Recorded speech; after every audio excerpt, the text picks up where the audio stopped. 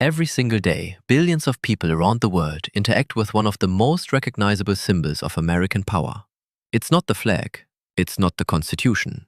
It's a thin rectangle of green and white paper that fits neatly inside a wallet, the United States dollar bill. You pull it out without thinking. You hand it over at a register. You leave it as a tip. You fold it into a birthday card. It feels permanent. It feels like it's always been there, like the dollar bill has existed as long as America itself. But here's the thing, it hasn't. The modern dollar bill, the small green standardized note that you carry today, did not exist until 1929. That's right. For over 150 years after America declared independence, there was no dollar bill as you know it. And before that, the story of what Americans actually used as money is so chaotic, so bizarre, and so full of fraud, desperation, and political warfare that it changes the way you think about the little piece of paper sitting in your pocket right now. So, let me take you back not to 1929, but much further. Back to a time when the dollar wasn't even American. Back to a time when money in this country was a complete and total mess. Long before there was a United States of America, there was a currency problem. The 13 colonies that would one day form the nation were, for all practical purposes, cash-starved. England controlled the colonial economy with an iron grip, and one of the most effective tools of that control was monetary. The British Crown forbade the colonies from minting their own coins. Think about that for a second. Here were millions of people building farms, running businesses, trading goods, but they weren't allowed to create their own money. It was a deliberate strategy of economic dependence, and it worked beautifully for England at least. So, what did the colonists actually use? They used whatever they could get their hands on. And the most common form of money circulating through the colonies wasn't British at all. It was Spanish. The Spanish silver dollar, also known as the piece of 8, became the de facto currency of colonial America.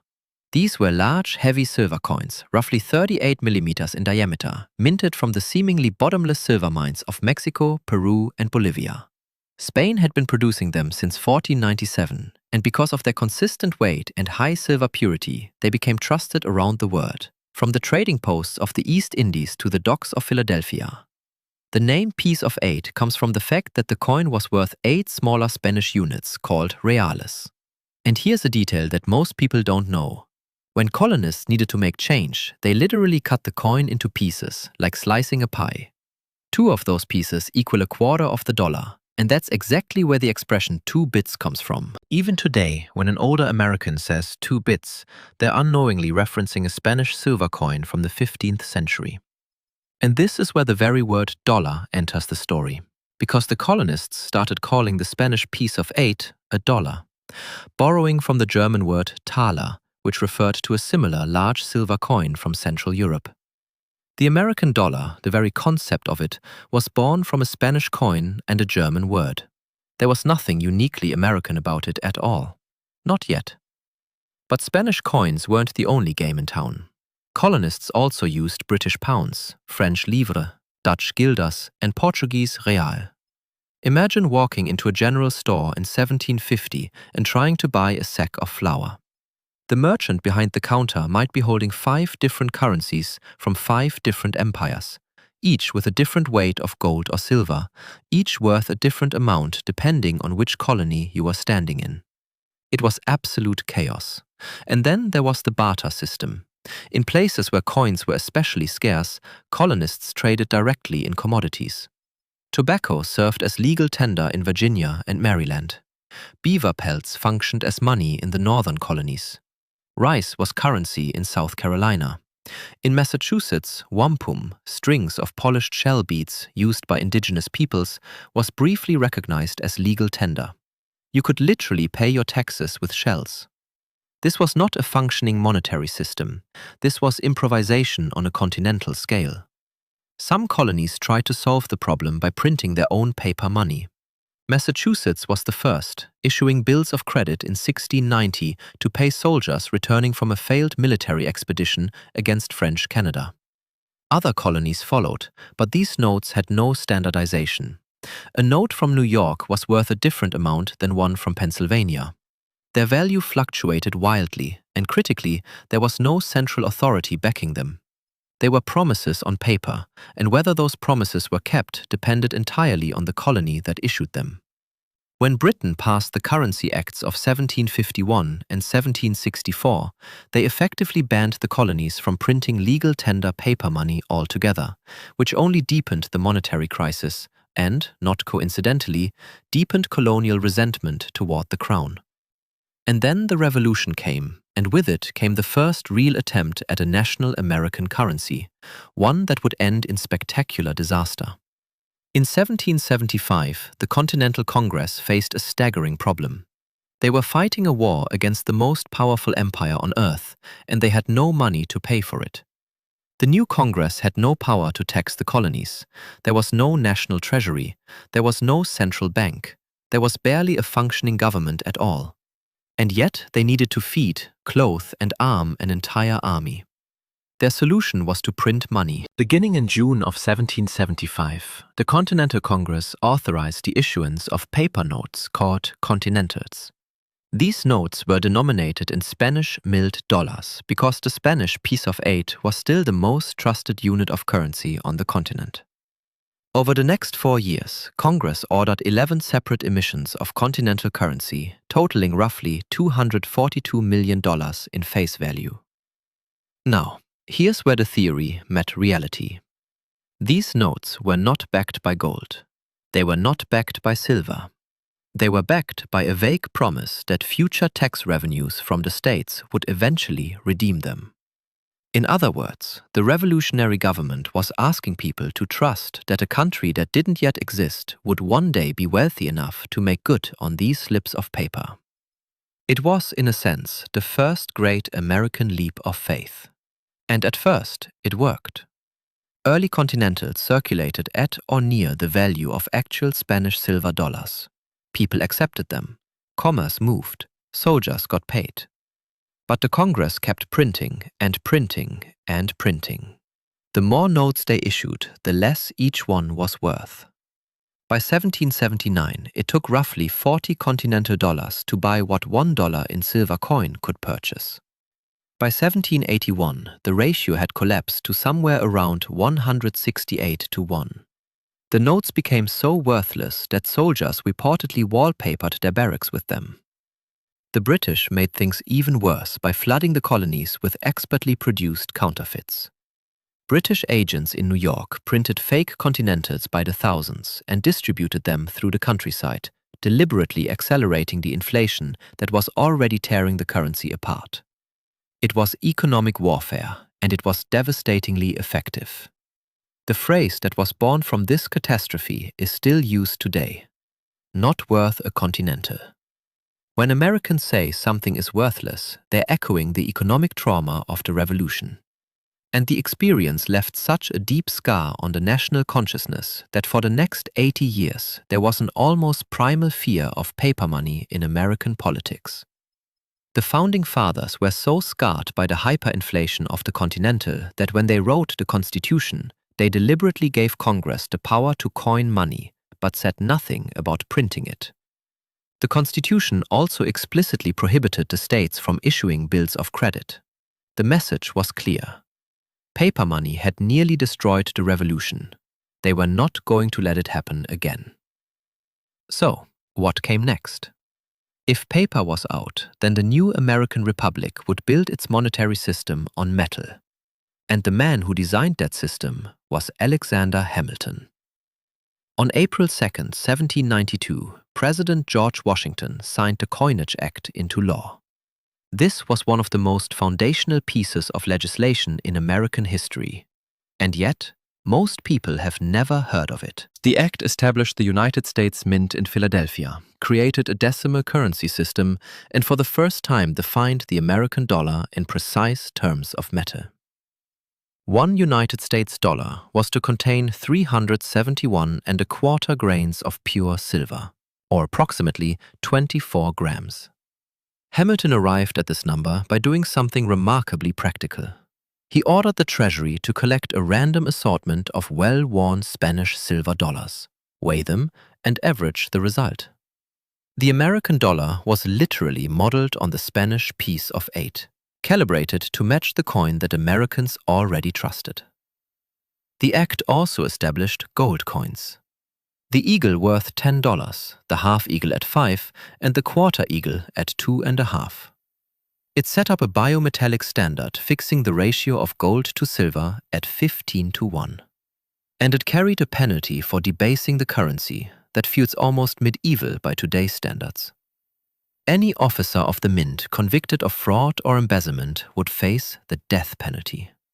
That's how seriously the founders took the integrity of their money. But here's the thing about coins. They were beautiful.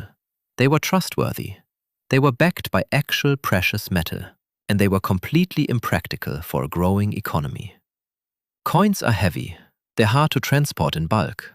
You can't send a barrel of silver dollars across the Appalachian Mountains on horseback and expect it to arrive intact. And perhaps most critically, there was never enough gold and silver in the country to meet the demands of commerce. America was expanding westward at a breathtaking pace, and the supply of coined money simply couldn't keep up with the demand. So even though the federal government refused to issue paper currency, that didn't mean paper money disappeared from American life. Far from it. In fact, the period from roughly 1837 to 1863 was one of the most extraordinary and chaotic chapters in the history of money anywhere in the world. Historians call it the free banking era. And if you could travel back in time to witness it, you would think you'd stepped into some kind of financial fever dream. During this period, there was no national paper currency. Instead, individual state-chartered banks were allowed to print their own banknotes. And they did. Thousands of them. By the 1850s, there were an estimated 8,000 different kinds of paper money circulating in the United States, printed by roughly 1,600 state banks, each with their own design, their own denomination, and their own level of trustworthiness. A $5 note from a reputable bank in New York might be accepted at face value. But a $5 note from a small bank in rural Michigan, a merchant in Philadelphia, might only accept it at a steep discount. Maybe $3, maybe $2, or maybe not at all. And this wasn't just an inconvenience. It was a breeding ground for fraud on a scale that's hard to comprehend. Counterfeiting was absolutely epidemic. With so many different note designs in circulation, it was nearly impossible for an ordinary shopkeeper to know which bills were real and which were fake. Entire periodicals were published, thick booklets called counterfeit detectors and banknote reporters that attempted to catalog every legitimate banknote in the country, alongside descriptions and illustrations of known counterfeits.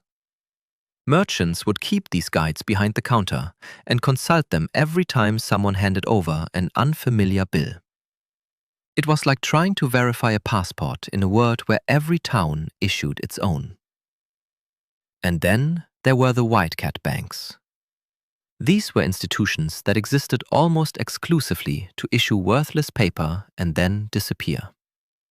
The name, allegedly, came from the practice of setting up a bank in a location so remote, so deep in the wilderness where the wildcats roamed, that anyone who tried to redeem their notes for gold or silver coins would find it virtually impossible to reach the bank. By the time they got there, the bank would be gone, its owners vanished, and the notes would be nothing more than decorated paper. Some wildcat banks kept almost no reserves at all. They would print thousands of dollars in notes, loan them out, and when depositors or note holders came knocking, the tills were empty. President Andrew Jackson tried to rein in the chaos. In 1836, he issued the Species Circular, which ordered that federal land could only be purchased with gold or silver coin, not paper banknotes. The idea was to force banks to prove they actually had the precious metal to back their promises. But the sudden demand for hard currency triggered a panic. People rushed to convert their banknotes to coin, discovered that many banks couldn't pay, and a cascade of failures swept the country. The Panic of 1837 devastated the economy. Banks collapsed by the hundreds, and the fundamental question at the heart of American finance, what is money and who gets to create it, remained violently unresolved. It took a civil war to finally answer it. When the first shots were fired at Fort Sumter in April of 1861, the Union government faced the same problem that the Continental Congress had faced 86 years earlier. They needed to fight a war, and they didn't have the money to pay for it. The Federal Treasury was nearly empty. Gold and silver reserves were dangerously low, and the cost of fielding an army of hundreds of thousands of men was climbing by the day. The initial response was cautious. In July of 1861, Congress authorized the Treasury to print $60 million in demand notes, issued in denominations of $5, $10, and $20. These were the first pieces of paper currency issued directly by the United States federal government since the ill-fated Continentals of the Revolution. And they were printed with green ink on the back, which is why people immediately started calling them greenbacks, a nickname that would outlast the notes themselves and eventually become a slang term for American money that's still used today. Now, these demand notes were actually quite solid. They could be exchanged for gold or silver coin on demand at the Treasury, which gave them real credibility. But the problem was scale. The war was burning through money faster than the government could print it. People were rushing to redeem their demand notes for gold, draining the Federal Reserves at an alarming rate. By December of 1861, the government had to suspend gold redemption entirely. The promise printed on each note that you could exchange it for precious metal was no longer being honored. So, Congress took a dramatic step. On February 25, 1862, they passed the Legal Tender Act, which authorized the issuance of a new kind of paper currency called United States notes. These were different from demand notes in one critical way. They were not redeemable for gold or silver. They were fiat currency backed by nothing more than the credit and authority of the federal government. For the first time since the disastrous Continental, the United States was printing money that had no metal behind it, and Congress printed a lot of it. By the end of the war, roughly $450 million in greenbacks and related notes had been pumped into the economy. The bills came in denominations ranging from $1 all the way up to $10,000, and they looked nothing like the bills you carry today.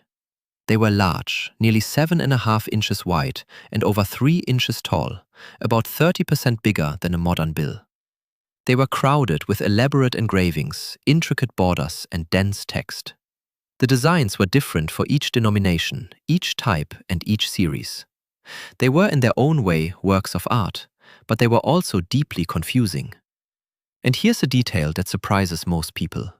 The very first $1 bill ever issued by the United States, printed in 1862, did not feature George Washington. It featured Salmon P. Chase, the Secretary of the Treasury under Abraham Lincoln. Chase was the man who oversaw the creation of the national currency, and he made the rather self-serving decision to put his own face on the inaugural dollar. It wasn't until 1869 that Washington's portrait replaced Chase's on the $1 note. But the greenbacks were only one kind of money circulating during and after the Civil War.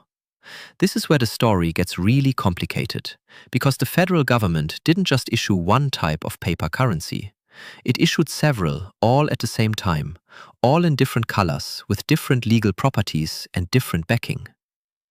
First, there were the United States notes, the greenbacks, with their distinctive red treasury seals. Then in 1863, Lincoln signed the National Currency Act, which created a new national banking system. Under this system, federally chartered banks were authorized to issue their own notes, called national bank notes, backed by United States government bonds, that the banks had to purchase and deposit with the Treasury.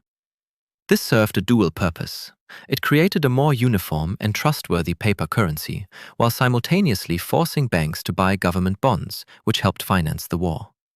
Over 12,000 national banks eventually participated in the system, each issuing notes that bore the name of the individual bank alongside standardized federal designs. So you might have a $5 note from the First National Bank of Cleveland that looked similar to, but not identical to, a $5 note from the National Bank of Chicago. A 10% tax was levied on state banknotes, which effectively killed off the old wildcat system and forced most state banks to either convert to national charters or stop issuing paper money. Then came silver certificates, beginning in 1878. These were backed by actual silver dollars held in the treasury, and they were introduced as part of the ongoing political battle between silverites, who wanted more money in circulation, and gold bugs, who wanted to restrict the money supply to gold-backed currency. Silver certificates came in denominations from $1 all the way up to $1,000, and they featured blue treasury seals. And then, in 1882, gold certificates entered the picture. These were backed by gold coin or gold bullion deposited with the treasury, and they featured orange or gold-colored seals. They circulated primarily among banks and wealthy individuals making large transactions. So imagine yourself as an ordinary American in, say, 1890. You reach into your pocket and you might pull out a greenback United States note with a red seal, or a national bank note from your local bank, or a silver certificate with a blue seal, or gold certificate with an orange seal. Each note looked different. Each had different legal backing. Each had a different relationship to precious metal. They were all technically dollars, but they were not the same kind of dollar. Keeping track of what your money actually meant required a level of financial literacy that would challenge most people today. And the bills themselves were enormous. All of these notes, regardless of type, were printed in what's now called the large size format. They measured roughly 7 38 inches by 3 1/8 inches. Compare that to a modern bill, which is 6.14 inches by 2.61 inches. These old notes were significantly wider, taller, and more cumbersome. They didn't fold neatly into a modern wallet because the modern wallet hadn't been designed yet. People carried their money in large leather billfolds, coat pockets, or metal money clips. The designs were lavish by today's standards. Elaborate engraved borders, allegorical figures, detailed vignettes of historical scenes, depictions of Native Americans, mythological characters, industrial imagery, eagles, ships, all rendered in the meticulous hand-engraved style of the era. Some of these notes are considered masterpieces of graphic art. The 1896 educational series of silver certificates is particularly famous. The $1 note featured a female figure representing history, instructing a young boy set against a backdrop of the Washington Monument in the Capitol Dome. These were not the austere utilitarian notes we carry now. They were detailed, ornate, and visually stunning. But beauty came at a cost. These large notes were expensive to print. They used more paper, more ink, and required larger printing presses. And as the 20th century dawned, the sheer variety of currency types in circulation was becoming a logistical nightmare. The federal government was simultaneously maintaining greenbacks, national banknotes, silver certificates, gold certificates, and after 1914, a brand new type of currency that would eventually consume all the others: Federal Reserve notes. Now, the cracks in this system became painfully obvious during the Panic of 1907, when a failed attempt to corner the stock of United Copper Company triggered a cascade of bank runs across New York City. The entire financial system nearly collapsed. There was no central bank to inject liquidity, no institution with the authority to stop the bleeding.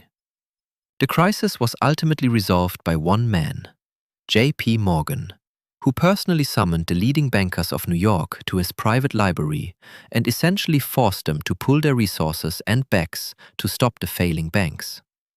A single private citizen had to save the American financial system, because the government didn't have the tools to do it.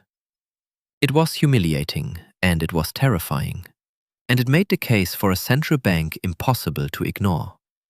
6 years of debate, political maneuvering, and intense lobbying followed. The Money Trust investigation of 1912, led by the Pujo Committee in Congress, revealed the shocking degree to which a small cabal of bankers controlled the nation's credit and money supply. The findings electrified the public and gave reformers the political ammunition they needed. On December 23, 1913, President Woodrow Wilson signed the Federal Reserve Act into law. This was the moment that truly redefined American money. The act created the Federal Reserve System, a network of 12 regional reserve banks overseen by a central board in Washington.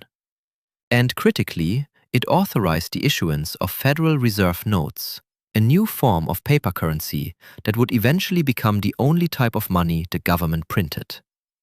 The first Federal Reserve notes entered circulation in 1914 in denominations from $5 to $100.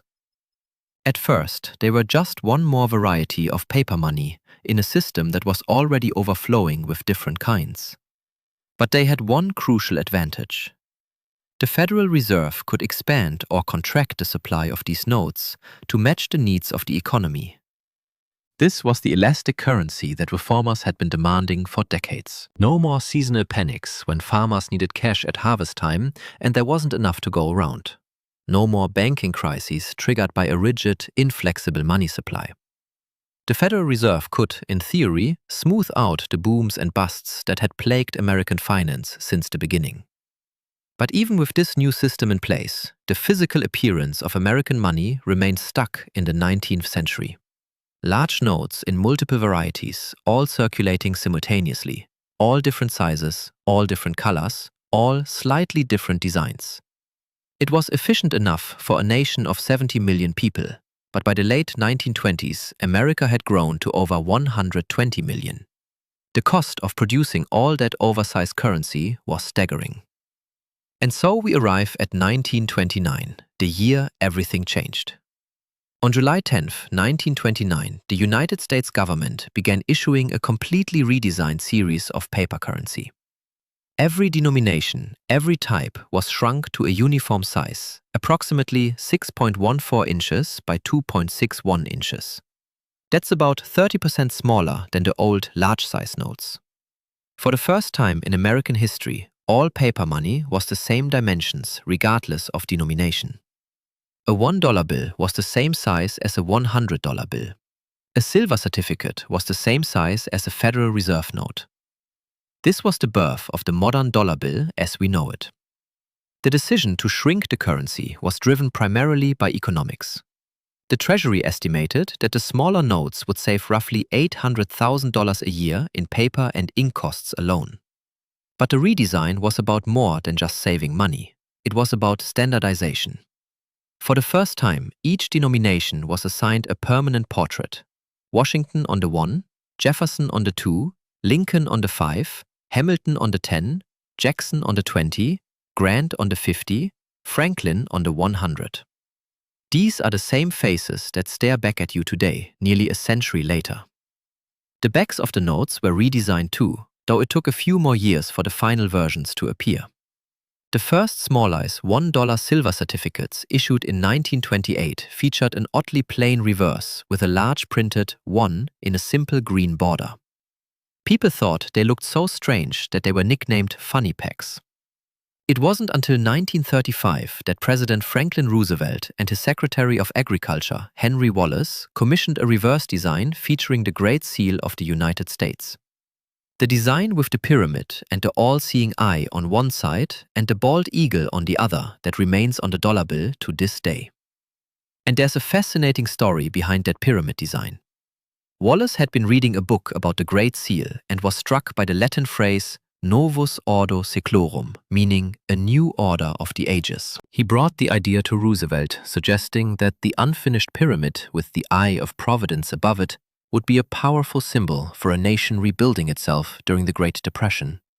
Roosevelt agreed, and the design went to print. It's one of the most analyzed and speculated about images in American culture, inspiring conspiracy theories and secret society lore for decades. But its origin was remarkably practical. Two government officials flipping through a book and deciding they liked the look of it. Now, stepping back from the details for a moment, let's consider what this entire journey actually reveals. For over 150 years, the United States, the nation that would eventually become the world's dominant economic power, could not figure out what its money should look like. From Spanish coins cut into pieces with knives, to worthless continental script, to thousands of competing private banknotes, to oversized greenbacks issued in a civil war, to a confusing jumble of gold-backed, silver-backed, and government-backed paper, all circulating at once. The story of the American dollar is a story of constant improvisation, political compromise, and periodic catastrophe. And each phase of that story reflects something deeper about the country itself. The colonial reliance on foreign coins speaks to the reality of imperial dependence. The continental currency disaster reveals the fragility of revolutionary ambitions when they're not backed by economic power. The free banking era's chaos mirrors a nation that was expanding faster than its institutions could keep up. A country so committed to decentralization and individual liberty that it couldn't even agree on what counted as money. The Civil War greenbacks represent the moment when the federal government finally asserted its authority over the national economy, using the crisis of war to do what it couldn't do in peacetime. And the creation of the Federal Reserve in 1913, followed by the currency redesign of 1929, marks the culmination of a century-long struggle to build a monetary system worthy of a global superpower. But there's another thread running through the story, and it's one that matters enormously to the present day. Every major change in American currency was driven not by rational planning, but by crisis. The Continental was born from the desperation of revolution. The greenback was born from the desperation of civil war. The Federal Reserve was born from the panic of 1907, when the entire banking system nearly collapsed and had to be rescued by a single private citizen, J.P. Morgan, because there was no central bank to act as a lender of last resort. And the 1929 redesign arrived just months before the stock market crash that triggered the Great Depression. A crisis that would transform the dollar yet again when Roosevelt took the country off the gold standard in 1933. Over and over, the pattern repeats. The system works until it doesn't. Then the crisis forces a change. And then the new system works until it doesn't either. It raises a question that feels especially relevant right now in a world where the dollar's dominance is being challenged by digital currencies, by the rise of the Chinese yuan, by talk of de-dollarization among the Barry CS nations. If the history of the dollar teaches us anything, it's that the money we use is never as permanent as it feels. Every generation assumes their currency is the natural order of things. The colonists trusted Spanish silver. The revolutionaries trusted continentals. The Victorians trusted gold. The 20th century trusted the Federal Reserve. And each of those systems at some point came undone. The dollar bill sitting in your wallet right now, that little green rectangle with George Washington's unsmiling face, is not a timeless artifact. It's a snapshot of a specific moment in a very long and very messy story.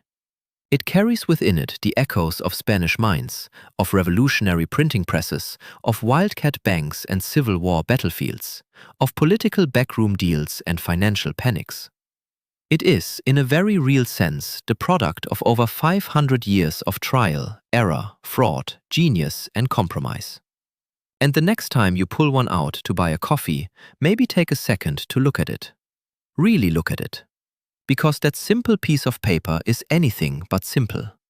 It is one of the most extraordinary inventions in human history, and the fact that we take it for granted is perhaps the most remarkable thing about it of all.